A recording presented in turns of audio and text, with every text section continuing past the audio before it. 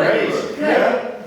Okay, so I was thinking that probably it is an interesting idea to go back to the geological origin of the islands, because we have to set up soft track for all the strange things we're getting to know and learn about and so forth. So I'm going to, of course, the geology of the islands is very complex, so I try to summarize some of the most important aspects of it, right? And we got to go back. This is the Pangea. This is 200 million years back.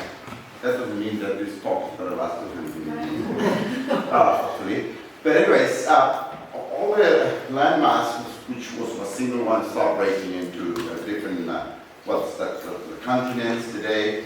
And of course, the ocean floor is the same, you know. So as a result, actually the planet is very interesting because we have a solid iron core, and then is the mantle, which is molten material, molten rocks. You know? The difference between magma and lava is just the fact that the lava is above the surface, magma is underneath the surface. So it's the exact same material. So all what you see on the Earth, pieces of continents, ocean floors, everything is. They're like tiles moving in different directions at different speeds, floating in this soup of magma, right? So, and of course, all these are moving in various different directions, very different ways, different speeds, and so forth and so on. Of course, there are places where the two plates will crash against each other. In some parts, they are spreading out.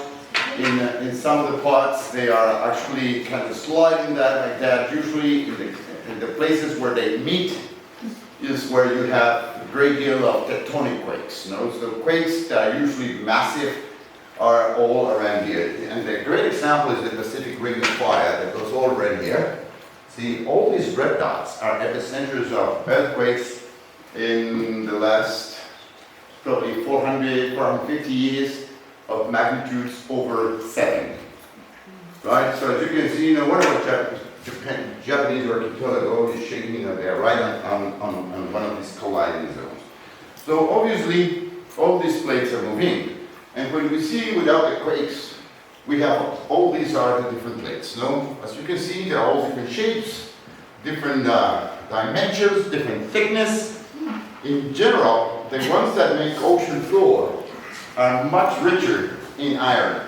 And the ones that make continental areas are richer in aluminum. That means that the iron-rich ones are heavier. So when you have like two plates crashing like this, the heavier one will tend to go underneath. Right? But of course, underneath is full. So that implies that there's a lot of pressure, and start bending like that, and that's how the Rockies and the Andes are formed. You know, but just being compressed and uplifted. This is what it calls subsidence of plates. In the case of the Galapagos, you know, we are right here. This plate is called the Nazca plate, named after the Nazca lines in northern Peru, and it's moving this way. So we are going towards South America at a rate of about 2 to 3 inches a year. You know? So it's more or less, just for you to have an idea, it's more or less the speed that your nails will grow. You know? But of course, it's a constant movement of this massive plate that crashes against South America and goes underneath South America. You know?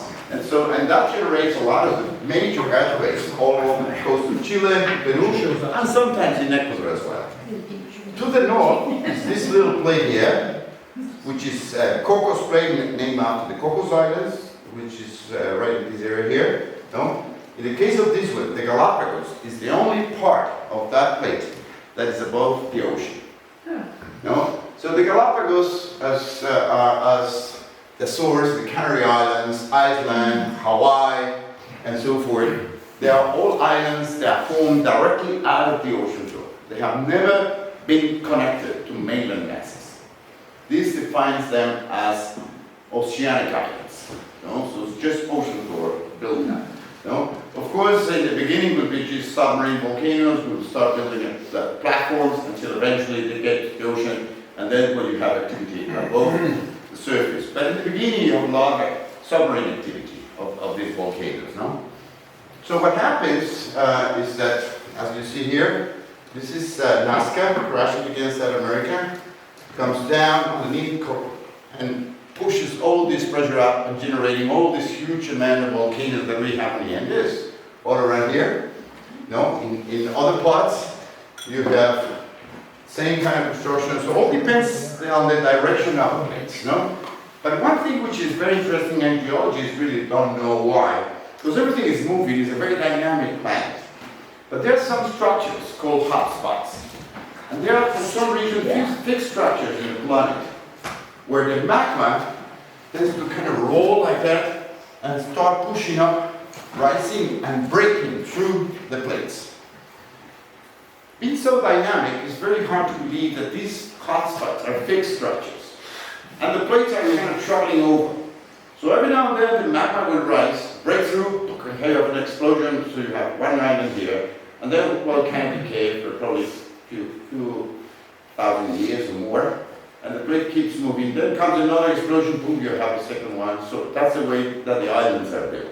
No? So it depends on the direction that the plate moves, where it will be the older and the younger islands, as I'll show you in the diagram pretty soon. In the Galapagos, we have the construction, and this is a picture of the volcano we saw in the distance. This is Salcedo, right? Notice that they are very flat top and very gentle slopes. It's like a soup bowl upside down. These are called shield volcanoes. And shield volcanoes are typical of oceanic islands. You will never really find shield volcanoes on mainland vessels. Because the construction is very, very different, no? On the mainland, you'll have these type of volcanoes. These are called stratovolcanoes. So what's the main difference between these? Is the way that the eruptions are produced. Do you remember Mount St. Helens? Yes. Was a stratovolcano. Yeah. Of course, the craters here are only probably 200, 300, 400, maybe not even a mile across in diameter. These craters are several kilometers in diameter. So when they become really large, they are defined as calderas, right? And there are calderas which are enormous. The largest caldera in the Galapagos is 11 kilometers across. I'll show you a couple of pictures later on. So you have a very different formation on mainland volcanoes, the stratovolcanoes, versus shield volcanoes, which are primarily found in oceanic islands. So if you see the model, this is the plate moving this way against South America, towards South America. It will take 10.2 million years to get there. But what happens is, okay, you have the first explosion, but the plate keeps moving, then you have the next year it will build another one. This will be moving away from the hotspot. Remember, the hotspot is always fixed. So it starts moving out, the activity decays and starts eroding out, and eventually will actually subside beneath the ocean. Yeah? And of course, in the case of the Galapagos, the westernmost islands, Fernandina and Isabella, the big island in the shape of a seahorse, those are directly over the hotspot today. If we would think about, say, 3 million years ago, the hotspot would be right underneath Santa Cruz. So we're traveling in a couple of million years. They have traveled about 160 miles or so. Where's the highest spot? On Isabella. On Isabella. On Isabella, yes, because Isabella is actually the fusion of 6 major volcanoes. Sovereign volcanoes have risen there like that, and the slopes eventually met and keep building until they actually came above the surface, so the slopes met. So today is a single island. Otherwise it would be, do you remember the Daphnes? The 2 little islands we saw? Yeah. Think about those growing bigger until the slopes meet above the surface. That kind of phenomenon is what you have in Isabella, right? So it all depends how active the hotspot is. Geologists know all these hotspots all over the world, but of course, for instance, Yellowstone is one of them. So hotspots occur not only in the ocean, but also in continental areas. And usually these are these mega volcanoes. Because they involve this incredible pressure from the magma rising and eventually breaking through the surface and generating eruptions of all kinds of types. In general, and most of the models for the Galapagos were originally described for Hawaii. Sure. It's interesting because in the case of Hawaii, the plate is moving that way. In the Galapagos, it's moving this way. It's just the direction where the ocean floor moves on. So in Hawaii, therefore, the oldest islands yeah, would be over the west. No, so it would be a reverse model from the diagram we just saw. And the newer ones are here. So hotspot is more around this point. No, so it's going that way. You see, here's the hotspot. So the plate is traveling that way, and they keep building, and some of the islands are eroding out, and eventually will subside like just sunken platforms as it goes out away from the hotspot. In the case of the Galapagos, it's reversed. In the case of the Galapagos, eastern islands are the oldest islands. However, when you see all these videos of Hawaii, you see all these eruptions, and wow, this is very, very active, very young islands. In fact, the Galapagos are half the age of Hawaii. So these are babies next to Hawaii. No? So when we see the model for the Galapagos, is a reverse model. We're traveling this way. So in here would be the oldest rocks. The oldest rocks in the Galapagos are about 5 million years. Hawaii, 10, 12. No, so it's like half the age. What we have above the surface. Right? Yeah. It's hard to measure what you have in here. No? But because those are rocks that were formed in the beginning of the formation of the hotspot and the ocean floor. So it might be 25, 30 million years perhaps. But the ones you have on the surface, over the surface in Hawaii are twice the age of the ones we have above the surface here in the Galapagos. So it's the same model, but just traveling in different directions as the plates move. Yeah? In the Galapagos, besides that, there's something which is very interesting. You know? The hotspot, therefore, will be more or less around this area now, where it's most of the activity. But it's a very, very large area. Just to give you an idea, this is about 18 miles. This is about 18 miles long, this island here. What island is it? What island is This that? is Isabella. Isabella Island, and this is Fernandina. No? But we have eruptions here, here.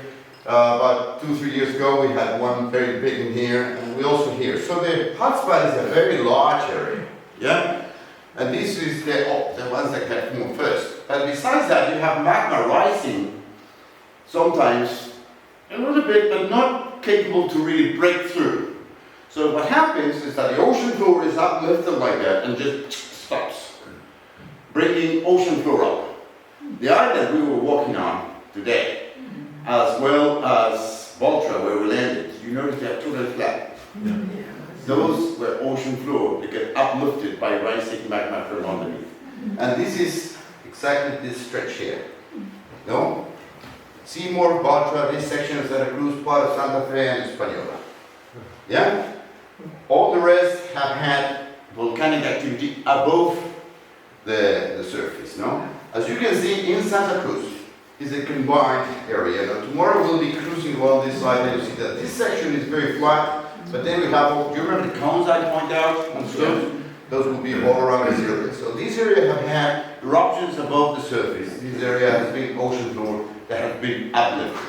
No? That's why probably you remember when we were walking on the trail, the rocks over there, they're not that sharp. They're rather rounded edges, you know. So of course this movement is rather slow, so it gets into the intertidal zone, and all these sharp edges are kind of rounded out by the wave action. No? So you find more roundy, you don't have very sharp edges as you will find in areas where you have very recent eruptions. So you have a combination of uplifting and subaerial activity. Santa Cruz, real quick, how old in terms of eruption, how long ago? Santa Cruz? The last eruption in Santa Cruz is a couple of million years. Yes. This is the channel we were anchored at. And this is Baltra, perfect example of uplifting ocean floor. And this is a picture taken exactly from where we landed. Mm-hmm. This is not our ship, by the way. No? But you can see very, very clear the ocean floor being uplifted. In fact, in this area here, it's hard to see in this picture, probably tomorrow we'll have a chance to see, there's a very, very clear white layer. You know, it's probably this thick, like halfway in the cliff here. But that's very interesting because we have the ocean floor and then it stops for say 100 million years. And of course, all the bones, shells, everything, it keeps the porosity, making ocean floor, probably this thick. And then another submarine eruption came and brought lava on top. So you have like a sandwich of old calcareous deposit that was there, being built by ocean debris for probably 500 million years. Now tomorrow in some parts of our navigation, we'll see on the cliff this very defined line, a white line like that, which is part of that, no? Then when you see, this is the Galapagos platform. So obviously, since the hotspot is very, very big, no? So obviously, over time, that actually builds the platform, no? So what you have in this white green, this is a picture from NOAA actually, is what is above the surface now. We are right here at the moment. Yeah? No? So this is Isabella, Fernandina, and notice here, well, I gotta tell you, this is a little exaggerated here, but the drop here from the island down to the bottom, you're talking 10,000 feet. Yeah, it goes just like that. And this is very important in what happens in the marine life on that area, as we will learn tomorrow. I'm promoting tomorrow's talk too. But all this part has been built up over time, and some of that part actually reached the surface and form what we see as islands today. But this will be the Galapagos platform, okay? Do we know why so much? I mean, 10,000. Yeah, well, that's the actual depth of the ocean floor. Yeah, but why? And lava is building up little by little, accumulating over 25, 30 million years. No, I mean little by little by little by little by little bit. But yeah, just to this area is submarine volcano being built. So eventually, this sort of shallower part will continue on as the hotspot becomes active here. So it's all linked to the amount of material expelled from the magma underneath over millions of years. Okay? We're talking here probably about 30, 40 million years of lava accumulated. So when we see the islands in terms of age, you know, as you can see, there's Paliola, it's about 4 million years, you know, Cristobal about 3. So the westernmost, since the plate is moving that way, the oldest ones will be here and the youngest ones will be here. As you can see, Fernandina is not even 1 million years old. Right? So this is still a baby in terms of geological times, right? So you can see Fernandina is probably one of the most active, together with Isabella. Santa Cruz is kind of average, no? Probably about 2.5, 3 million max in this part where we are. Okay? So this is a diagram that shows the aging of the islands, of the lava deposit. Of course, all these eruptions, this is a kind of a similar scene of what you see in Hawaii, no?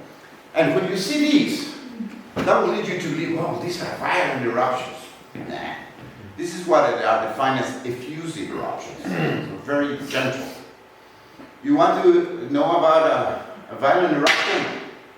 Mount St. Helens. So compare an eruption in Kilauea, or here, this is in Volcan Chico in Sierra Negra and Southern Isabella. So compare Kilauea versus the blast of Mount St. Helens. So very effusive, very violent, no? And it's all about the diameter of the say the chimney, the vent of the volcano. If it's a pretty broad base, the lava releases more gently and through fissures and fractures, so it's easy. But if everything is compressed in there, it kind of goes like boom. That's exactly what happened in Mount St. Helens, no? So these can be tremendous. Of course, these materials, sometimes you have fragmentary material, sometimes you have very fine ash. All the lavas have a lot of gases dissolved, no? And of course they are heated up, molten red as you can see, and these gases will have a certain partial pressure. When they meet the superficial water, or the still free water, that water will be driven to steam.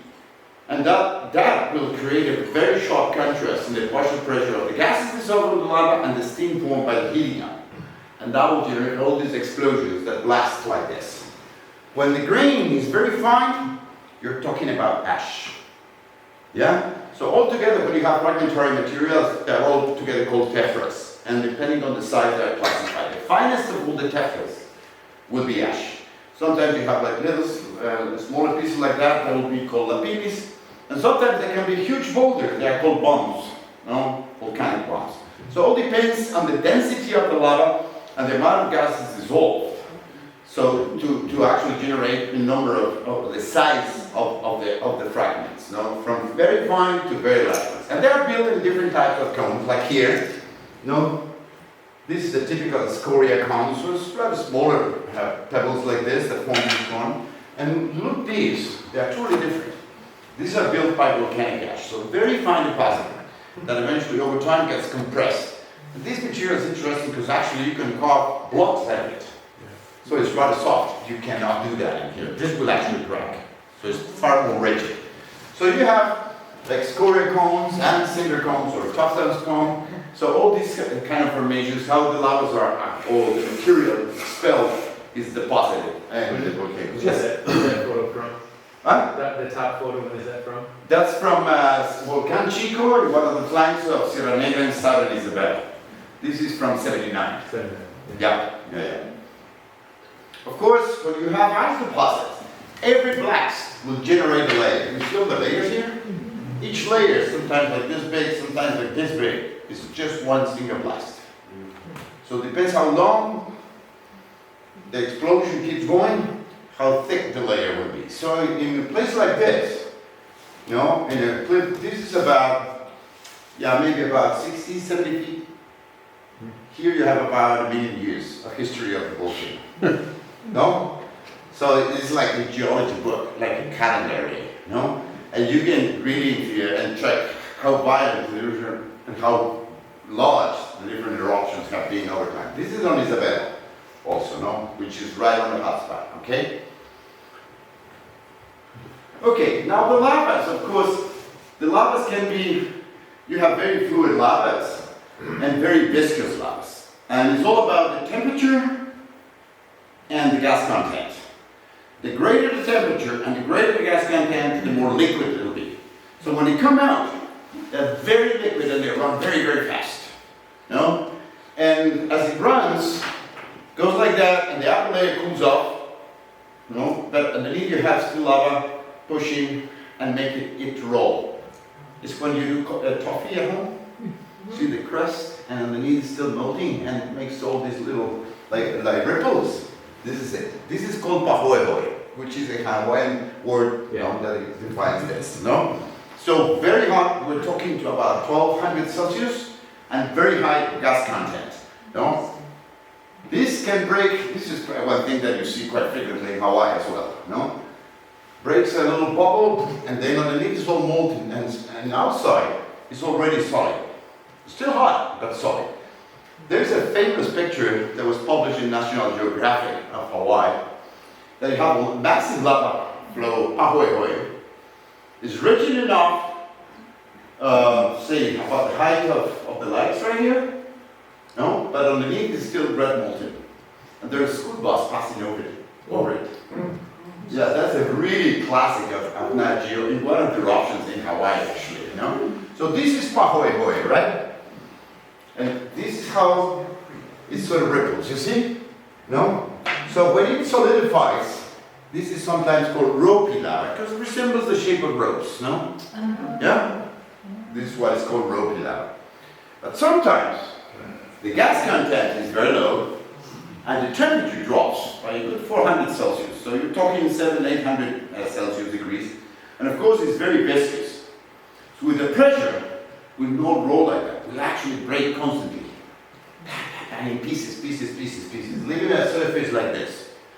They call this When you walk on this is what we call shoe-eating lava. It's very abrasive.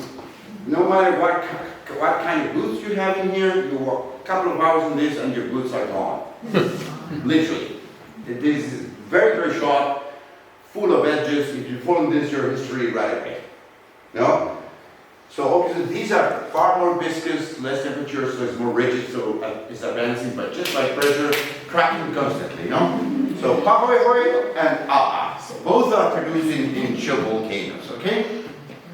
So when it solidifies, look at this pen.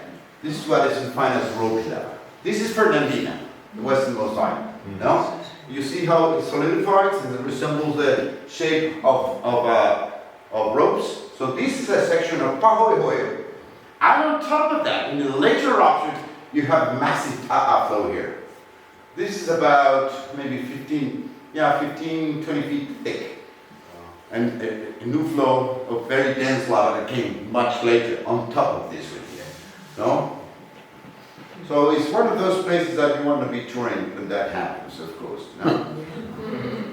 So, but these volcanoes grow, and this is an interesting diagram that shows a little bit what we saw in this, on the slopes, these little cones and vents that we saw. The volcanoes are very rigid, because they're all built by solid rock. So of course they are very rigid. So when you have magma rising, they tend to crack. They're not that plastic, that flexible. So there's a lot of fissures and cracks produced constantly. If you don't have an eruption, nothing really happens. But if you have all this system of fissures, and you have magma rising, the magma will tend to release the pressure as soon as possible. Of course, if you don't have any fissures, everything will be going up to the main vent. But if you have fissures, the lava will tend to go either way. And in some cases, these fissures will connect the main vent with the outer slopes. So the lava will come up here and start building like little volcanoes like the ones we saw on the slope of Santa Cruz today. These are called parasitic craters, because somehow they are parasites of the main vent. This is very, very common in this type of volcanoes. It happens in stratovolcanoes, but in general that generates major blasts. In here will be just small little vents that start expelling lava gently on the slopes. So obviously this is a model that can tell you the aging of the volcano. When you talk about the aging of the volcano, in the beginning they start going up like this. You see all the fissures, start making all these little cones on the sides. Sometimes you have fissures which are just rolling down the slope, so you have like all these cracks where you'll have all the lava being expelled for sometimes miles, just spilling in straight lines like this, right? But eventually, this is passing over, and the pressure of the magma underneath will decay, and of course, you'll end up retreating all the magma down, leaving huge empty chambers. As the volcano ages, it's very interesting because at the beginning, most of the fissures are radial from the center of the volcano, like that. But as the volcano ages, they start to form these semicircular fissures like that. And if you have a crater, you have a semicircular fissure like this, just by erosion, this will start to collapse and will make the crater become bigger and bigger and bigger. And that's when you start forming calderas, just by erosion along these track lines formed by these fissures, right? So eventually, what happens in the later stages is the whole crater floor will collapse. These collapses can generate major local quakes, And of course, there will be massive collapse. You can imagine a crater that the floor is here and over a period of sometimes weeks, months, the whole crater floor sinks. But we're talking floors of craters which are 4 or 5 kilometers across, right? So they are massive events, And those are, sometimes you can hear the collapses of calderas hundreds of miles away. If they happen to be near the ocean, that could even generate tsunamis. Which you know they're more likely inland for most of the time. Not always, but for most of the time. So this will be a young volcano, start growing up, and then start decaying, and eventually will die out like that. This will be pretty much going away from the magma chamber anymore. So when you see a cross-section of a volcano, it's really fascinating. These are these concentric rings of fissure. So the volcano eventually, this part will collapse along this fissure. And here you have a great example right here. It's being filled up with lava, but of course it's fractured. So if this area is eroded down here by wave action, eventually it's eroded out and this part will collapse. And this part will remain intact. This is exactly what you have here. So here you have a cross-section of a sheer volcano. This is in Volcan, Ecuador, in Northern Isabela. Now, just to give you an idea, from here, you see the slope here, to here, we're talking about, maybe 1,500 feet. So we're talking massive movements of material, And of course, generating almost cataclysmic events, But this is one of the best examples of those fissures in the volcanic edifices that we have in the Galapagos. when you have top views, this is an interesting satellite imaging.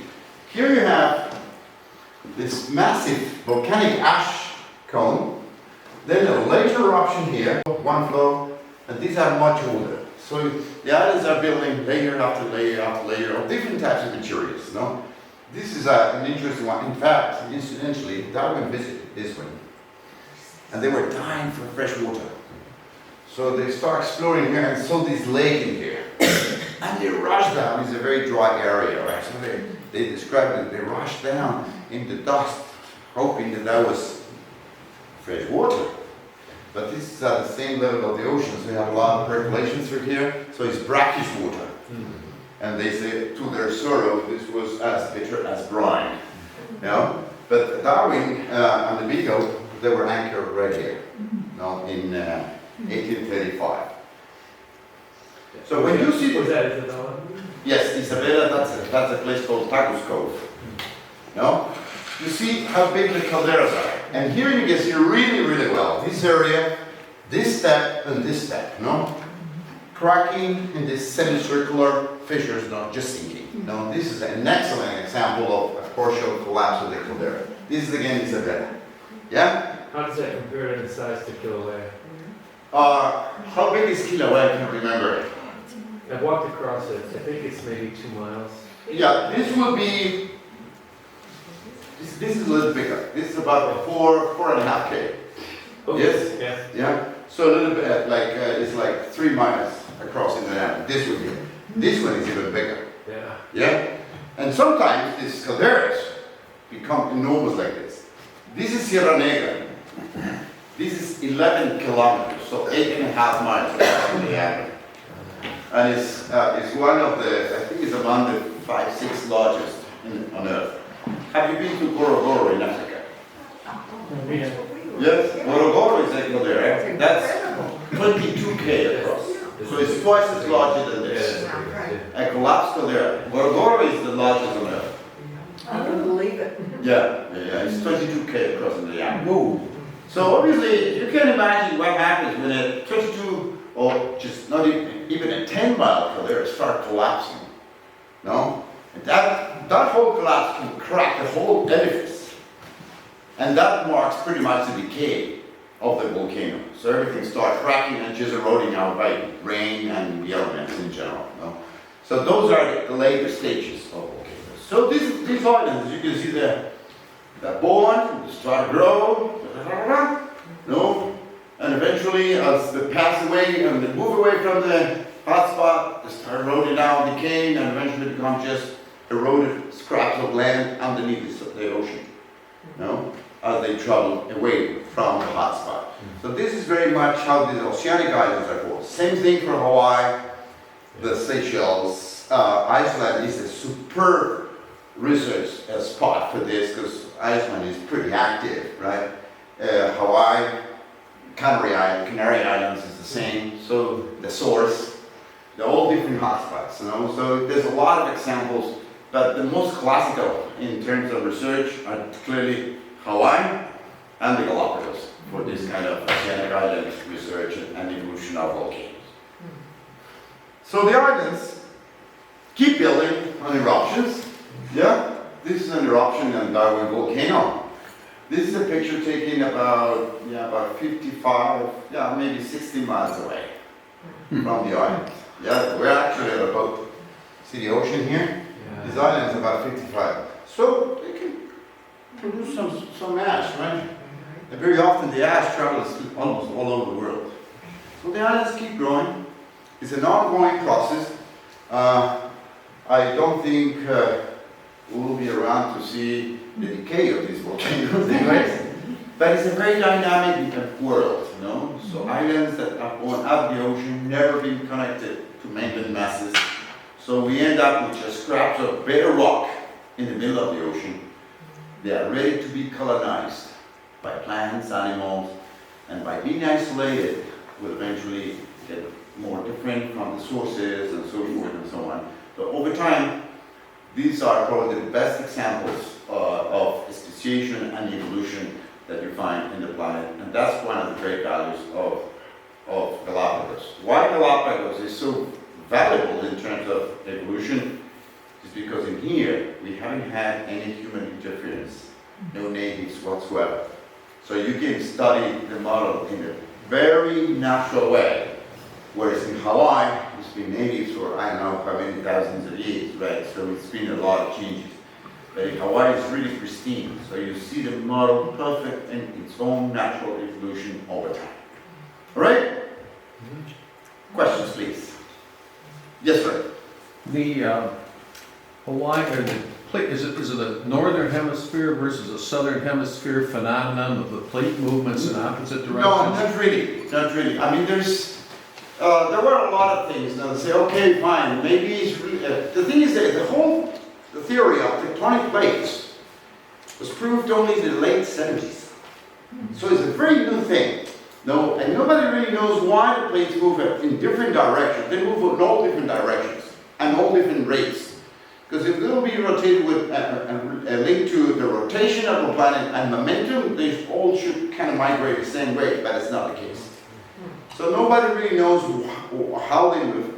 There are all kinds of theories, but nothing that really haven't reached even to the hypothesis level at the time. Same thing with the hotspots. You know, there's still a lot to be researched. But we don't know why they're different sizes, probably just texture, strength, but why they moved here, and there. No, initially some people say, well, it's got to be with gravity, but no, it's not, because they all move in different ways, they're all crazy. No? In fact, not too long ago they defined that what was known as a single plate is actually correct and divided into two plates and been discovered in the last few years. No, so it's still an ongoing process, or hard to understand why and how it breaks and why they move in these directions. All right? Thank you. Any other question, please? Well, I hope this will clarify a little bit the fact that we are in a bunch of rocks born out of the middle of the ocean, where a lot of life forms will come and start to get in and so forth. And that's a subject we'll be touching tomorrow when we talk about arrival and establishment of life forms in the islands. Yes? I want to thank you very much for this. This was fascinating. And I wondered if anybody else would, I know I would like to have you share a little bit more about your background and how it is that you know so much. Could you just give us an introduction to yourself? We didn't really get that to begin with. So, all right. Thank you. Well, I'm a biologist, you know, and I have a master's in tropical ecology. But about geology was part of my formal career. You know, I actually, at the time when we started with biology a few months back, our school, our faculty didn't have geology. So all our geology subjects were actually attended in the Polytechnic School in Quito. And they were really probably the top school in the country. So, of course, we got a great deal of geology. Plus, you come here, and all these things that you're learning in school, just fascinating right there. So it's fantastic, you know. So in terms of geology, I always remember the phrase of this teacher of us, you know, that said, "Do you think the stones are mute? They tell you great stories." And I think you'll agree with me today. Yeah? Questions, please. I have a question. Yes. What's the content, mineral makeup of the lavas? Well, you know, you notice that these lavas that I show you are very black. Yeah. No? In fact, there's a lot of silica and a lot of feldspats. And these are therefore very alkalinic lavas. You can have very pale lavas, and that would be more white. So it depends on the pH. And the lavas, you will have basalt, which is primarily we'll have here, which is produced rather shallow, only 8 kilometers deep. Or you will have granite, which is much harder, that is produced much deeper, like 12K beneath. So it depends how deep it is, and that will generate a combination of minerals. So most of the lavas here are very rich in silica. So that's why sometimes when you walk in this kind of very broken surface, it sounds like glass breaking. Yeah. But silica is one of the most important components of these lavas here. Say, for instance, pumice. You know pumice, right? Pumice is almost 100% silica. And lots of gas. You know, that's why you have all these bubbles in the pumice. Pumice, actually speaking, is the only rock capable to float because all these air bubbles. If you take and solidifies and cools off very rapidly, so you don't have really crystals in pumice. It's actually glass, very gassy glass, volcanic glass. If you take all the gas out, you end up with obsidian. It's the exact same material, it's just a difference in the gas content. All right? Any other question, please, ladies and gentlemen? Well, thank you very much for your really pretty good. Okay, so now let's stop.